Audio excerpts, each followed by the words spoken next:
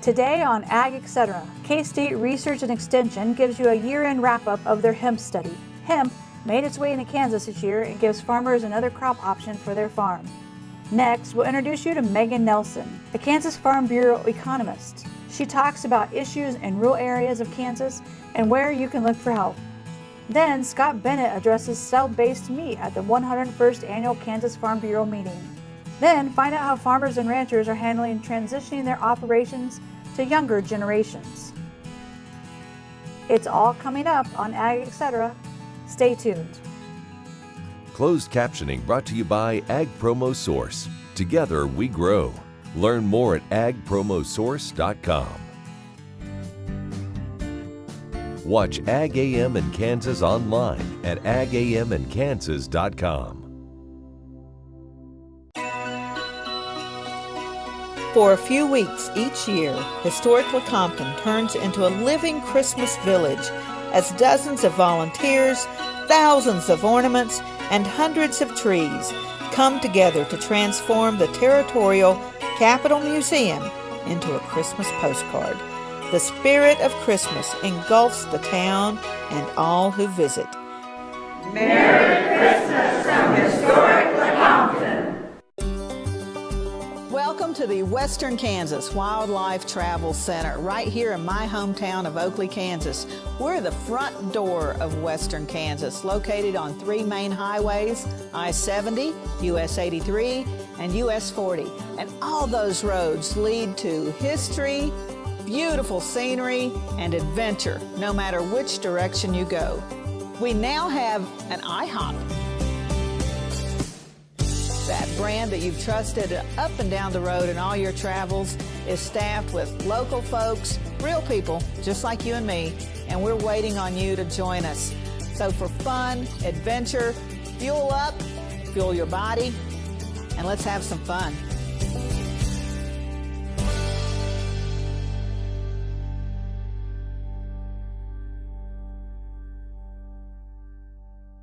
Kansans have a new choice for Medicare supplement insurance plans. With Medicare supplement insurance plans from Kansa Farm Bureau, you have access to 4 levels of coverage, affordable rates, and service from an organization that served Kansans for more than 100 years. For more information on Kansa Farm Bureau Medicare supplement plans, including rates and to apply, visit kfbhealthplans.com.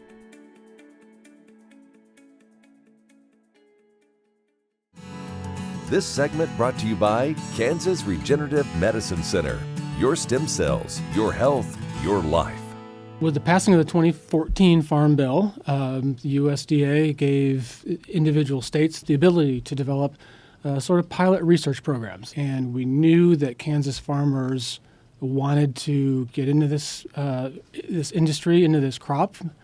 And obviously our job with K-State Research and Extension was to conduct research to help farmers be more successful with this crop. And it's a brand new crop that we just needed some baseline information on how to grow this crop successfully. I would consider hemp for fiber and grain and hemp for CBD to be almost completely different crops. You can't even think about them as being similar. They're different varieties, the production system is different, the harvest is, everything about them is different. If you're new to the cannabis industry, the hemp industry, pollination is a big deal. The CBD is produced in the female flower buds, and if those female flower buds get pollinated, your concentration of CBD just tanks into the basement, almost none, almost unrecognizable. So you have to keep pollen away from those female flower buds. There is enough what we call feral hemp around the state. That's hemp that's just growing in the ditches and pastures, and there's enough of that around the state that is shedding pollen and spreading pollen around the area. I think it would be very difficult to have a large-scale outside CBD production system successfully without somehow protecting those plants from just feral pollen. We had 7 different varieties, and all in the High Tunnel project we had 5 different varieties in there, and every single variety is completely different. You could walk through there and you could pick each one out. So they each responded like all plants. They each have their own sort of growth habit and growth pattern. And we found a couple that were kind of tall and leggy and kind of difficult to control, and a couple that were shorter and more well-branched, and they behaved a little bit better. And so simply from a management standpoint, we found a couple of varieties that we kind of like and a couple of varieties that we don't really like that well. We really like the plants in the high tunnel. That protected environment, they were larger, which larger isn't always better, but they were larger and they had more flower buds, which is where all the CBD is in the flower buds. So having more buds is important. So they had more buds, they had a higher CBD content, they had a higher chlorophyll content. The plants inside the high tunnel were just superior. When we come back, we'll learn more about hemp from K-State Research and Extension. Kansas Corn reminds you that E15 fuel is the right choice for every kind of driver. For the car enthusiast, E15 has higher octane. For the thrifty driver, E15 is priced lower than regular unleaded. For the nature lover, E15 provides cleaner air. For the shopper who buys local, E15 has more ethanol from our Kansas corn farms. Choose E15 for a higher octane, lower price, cleaner American fuel. Message from the Kansas Corn Commission. Learn more at kscorn.com. Kim Mannering with Hardy Insurance. Today we will talk about employee safety and work comp coverage. On your farm, do you ask your friends to come help? Are they considered employees or neighbors helping neighbors? Did you know that you can be held responsible just as if it's a work comp accident? Give me a call, we can discuss. 316-945-6733. For a few weeks each year, historic Lecompton turns into a living Christmas village as dozens of volunteers, thousands of ornaments, and hundreds of trees come together to transform the Territorial Capitol Museum into a Christmas postcard. The spirit of Christmas engulfs the town and all who visit. Merry Christmas from historic Lecompton. This segment brought to you by Kansa Farm Bureau, the voice of agriculture. To join today or for more information, go to kfb.org or find us on Facebook and Twitter. For this project, we had 14 different dual-purpose varieties, and dual-purpose is hemp that is harvested for grain and fiber. So when it's ready, a combine would come by and take the grain heads off the top, and then you come back later with a swather and bale the stalks, and that's dual-purpose. And then the fibers are simply really tall, really straight. You don't worry about the grain, you just go for the fiber when it's ripe. Ideally, we'd like to shoot for a mid-May planting. That gives our plants plenty of season to get tall. If you're going for fiber, you want nice tall plants. So a mid-May planting, which you'd then harvest probably sometime around September. But because it was our first year and we didn't have our seed suppliers lined up and we were waiting on seed supplies, we didn't get these planted until the end of June. So again, this being year number one, we were interested in which of these varieties will do well. These varieties come from all over the world.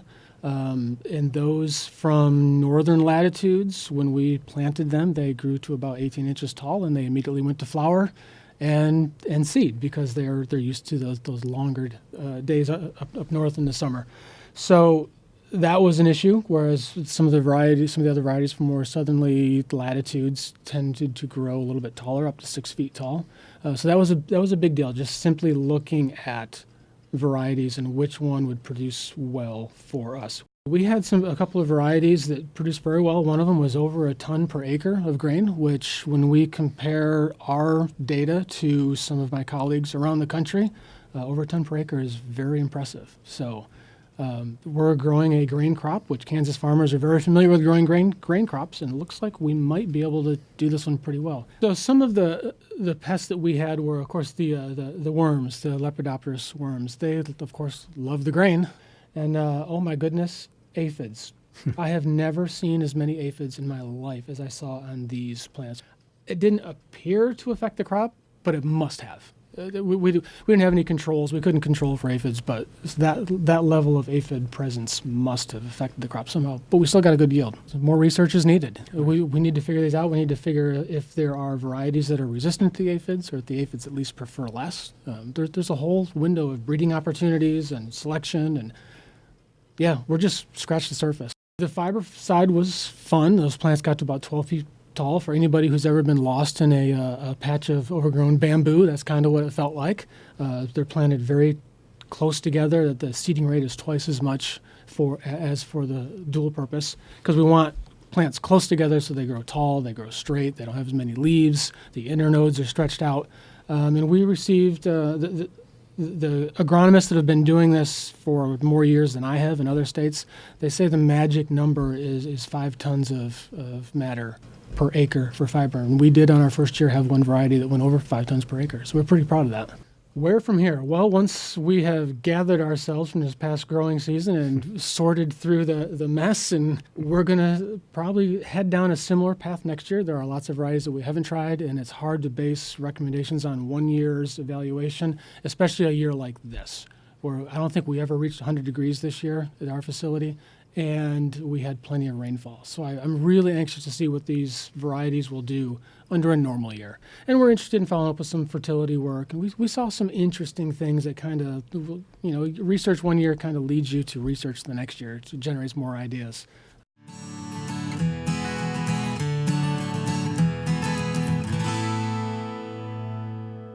Sure Crop Fertilizers was started by my father, Don Sherman, and my mother, Shirley Sherman.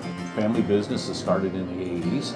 We predominantly focus on plant nutrients and what we can do to give growers better responses with the fertilizer dollars that they do, and what we can do to make those things work better for the grower. We're based out of Seneca, Kansas. We work with growers in their soil analysis to figure out what they need, and then we can put those in a blend that gives them the best results, and so that we can deliver that direct to their farm so that they have those nutrients where they need them, when they need them, and so that they can apply them in a manner that's very efficient to them and works well in their planting systems and what they're doing. Sure Crop Fertilizers has been around for a long time. We always say we're big enough to take care of everything you need, but we're small enough to do it quickly.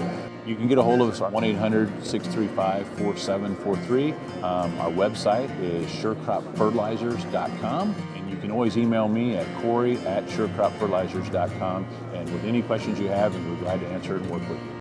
Kansas Corn reminds you that E15 fuel is the right choice for every kind of driver. For the car enthusiast, E15 has higher octane. For the thrifty driver, E15 is priced lower than regular unleaded.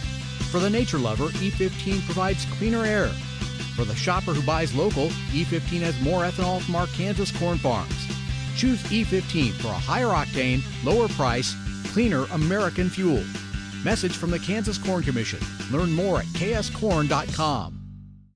Kansas Farm Bureau has served farm families and rural Kansas for more than 100 years, and we're pleased to offer new healthcare coverage choices for Kansans in 2020 through Kansas Farm Bureau health plans. No matter what stage of life you're in, we'll have options that fit your lifestyle. Plus, our network of providers is one of the largest available throughout the state of Kansas and beyond. For more information, including the different plans available, or to get a quote, visit kfbhealthplans.com. This segment brought to you by Kansas Wheat. Learn more at rediscoverwheat.org. Hi, Megan Nelson from American Farm Bureau. I'm so happy to be here back in my home state of Kansas at the 101st KFB annual meeting. At American Farm Bureau, I'm an economic analyst. So I work with 3 other economists on our staff, and we cover a wide variety of economic issues facing America's farmers and ranchers. Right now I'm focusing primarily on rural development, global development, infrastructure, and taxes. So a big part of where we're at with rural broadband is that it's no longer a luxury item, that rural broadband accessibility is a necessity for rural life and for farmers and ranchers to be able to operate their businesses successfully. So currently we're working on looking into getting accurate maps at the federal level to be able to get those funding dollars from federal and state levels into the right places and where they're needed the most. The grassroots efforts from Kansas Farm Bureau specifically, and a number of other organizations, been able to shed light on mapping out where service is, especially with the FCC challenge. Those efforts are integral to our lobbying efforts. That's the only way we're able to go to the Hill and really represent farmers and ranchers all over the US and in Kansas, and showing what they need and where they don't have what they need.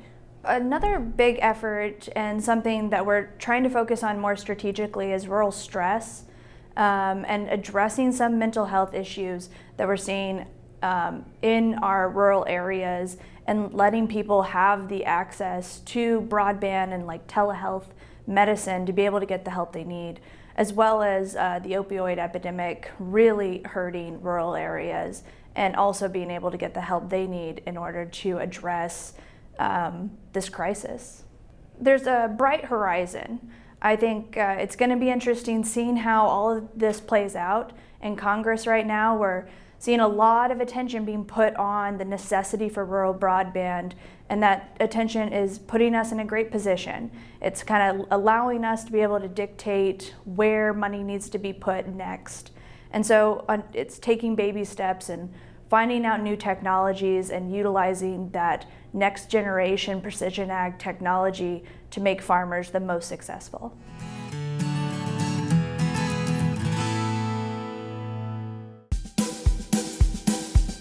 Okay, looks like it's time for our tour. Welcome to the Fort Wallace Museum. Here at the museum, you're going to find some really interesting stuff like our replica stagecoach from the Butterfield Overland Dispatch. We've got facades from the fort buildings. We've got an 1870s flag. There's a plesiosaur that was discovered locally. We've got the Ray pump organ collection. We're a little bitty place with a great big story, and we'd love to have you. The Kansas Wheat Innovation Center in Manhattan is rediscovering ways to get improved varieties and new genetics in the hands of farmers faster. Grower-led and checkoff-funded research initiatives are bringing about positive change. This grassroots leadership provides a strong voice in Topeka and Washington, D.C. Now is the time to partner with Kansas Wheat in moving wheat forward. Kansas Wheat Commission and Kansas Association of Wheat Growers. Farmers investing in their future and yours. Log on to rediscoverwheat.org.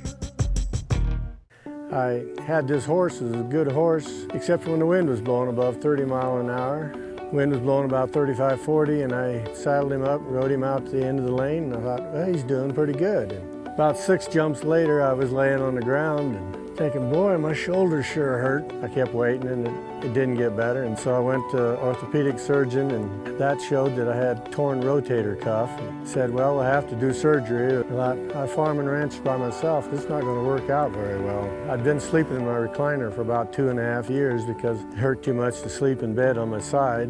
I'd heard about Kansas Regenerative Medicine Center on the radio. Gotten down there at 8 o'clock in the morning, and by 11:30 the procedure was all over. They just took some fat out of my side here and spun that down for about 45 minutes and then injected it in my shoulders, and I was on my way.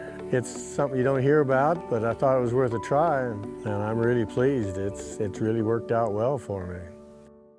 This segment brought to you by Santa Fe Trail Meats in Overbrook. Let us help feed your family. Well, I'm Scott Bennet, Director of Congressional Relations at American Farm Bureau. Excited to be here in Kansas for the 101st Kansas Farm Bureau annual meeting. It was great to visit with your membership on issues as they pertain to livestock, primarily cell-based protein and the debate over what you call it and who regulates it. American Farm Bureau policy supports not calling these meat alternatives meat, and we support USDA having primary jurisdiction over those. We are actively lobbying USDA and FDA through their memorandum of understanding so that the regulatory protocol on those products is beneficial to our membership. I like to remind people that it's very important to differentiate between plant-based proteins and cell-based proteins. Plant-based you can buy in the store now, your Impossible Burger, your Beyond Meat. However, the cell-based protein products are not available for sale in the United States, even though there's a lot of hype around them. We are working with FDA and USDA on that regulatory scheme, and again, we want the consumer to know exactly what they're purchasing, and we would argue that with either of these categories, it's not, in fact, a meat product. We also talked about traceability, and the Cadillac of all state traceability programs is here in Kansas with Cattle Trace. Texas and Florida have some very good state traceability programs as well, but encouraging USDA to take a look at what works for the states, what doesn't work for the states, and having a very pragmatic and well thought out federal program on cattle disease traceability or animal disease traceability program. We've been working closely at American Farm Bureau with Undersecretary Iba on exactly how that would look, and preliminary stages of an animal disease traceability protocol will be established by 2023, likely for animals over 18 months of age, sexually intact, that cross state lines, and brands will be accepted as well through that. So it's kind of putting our toe in the water on animal disease traceability and finding out exactly what will work well. Another hot topic item is gene editing in animals. And again, similar to cell-based protein or the meat alternative side, working with FDA and USDA on how that is regulated. FDA has a rather onerous regulatory scheme around that right now that doesn't encourage innovation or intellectual property to be held here in the United States. Other countries are currently getting that investment. We need a regulatory scheme that works for people interested in that in the United States so that we can retain that intellectual property and grow an industry through gene editing here in the United States.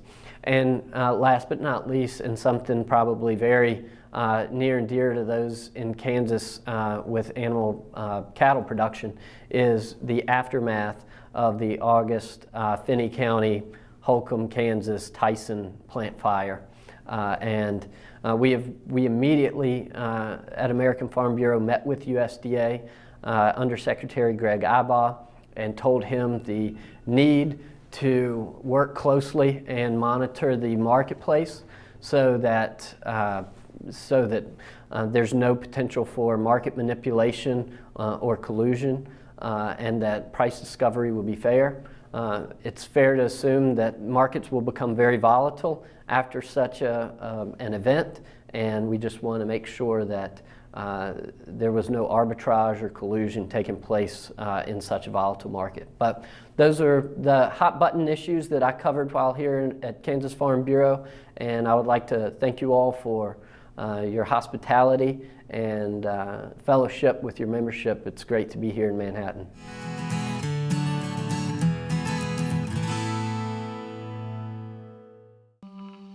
What if U.S. soybean meal were more than a commodity? If seed companies and the soybean checkoff built a better variety? That future is here. The time is now. To meet end-user demands, the soybean checkoff is investing in the compositional quality of soybeans, including meal. A message from the Kansas Soybean Commission, the Soybean Checkoff, progress powered by Kansas farmers. My name's Karen Cope, and I have multiple sclerosis. When you have MS, on the outside you look great, but what's really going on in the inside is chronic body pain, chronic fatigue. And there's lots of days that I'd wake up and say, oh, please God, help me get through this day. After stem cells, Chloe, my youngest daughter, she was asked by my father-in-law, how's your mom doing? And Chloe said, Grandpa, I've never had a mom like this before. Because she was 8 when I was diagnosed, and she really had no other memory of me but being sick.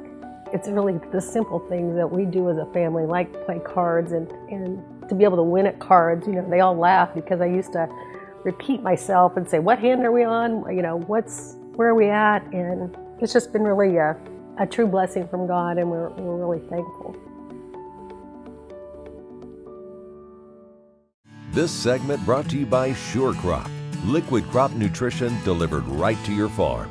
From farming to other businesses where the payroll could span 50 or 60 years, a human relations expert says age differences can become barriers without some focused effort.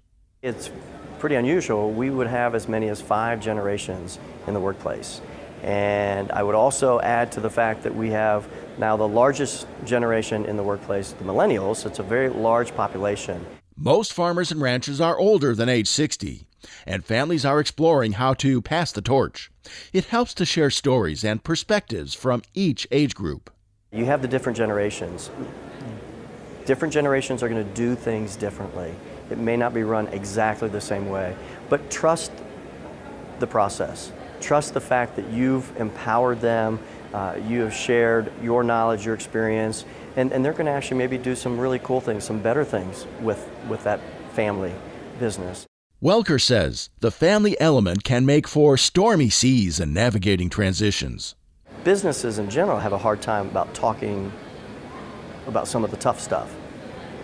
Family businesses can really struggle about being transparent and vulnerable and open and talk about some of those struggles and issues they may be having, conflict that they're experiencing. Change takes time, but finding common ground connects better than focusing on differences. For baby boomers that maybe are concerned about, okay, what happens next? Again, this is where you've got to trust the fact that if you've done the right things and that you've shared your experiences and shared your knowledge to the next generation, that you got to trust that it's going to pay dividends. In fact, it pays to know how to engage with every age group. There is so much evidence that with a diverse generational team, you can accomplish so much more because you're bringing in all those different backgrounds and experiences and expertise that I don't have as a baby boomer, but bringing in a millennial on my team, what can we do now? Welker says generations work together best when they invest in relationships and break down perceived generational barriers. I'm Bob Cervera. Closed captioning brought to you by Ag Promo Source. Together we grow. Learn more at agpromosource.com.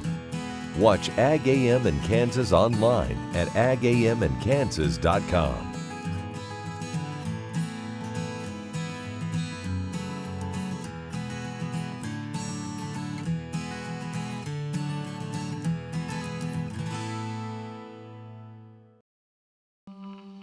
What if U.S. soybean meal were more than a commodity?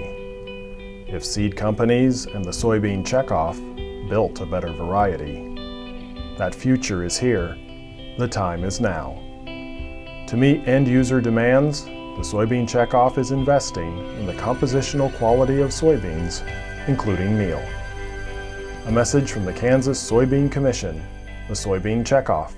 Progress powered by Kansas farmers. Kansas Farm Bureau has served farm families in rural Kansas for more than 100 years.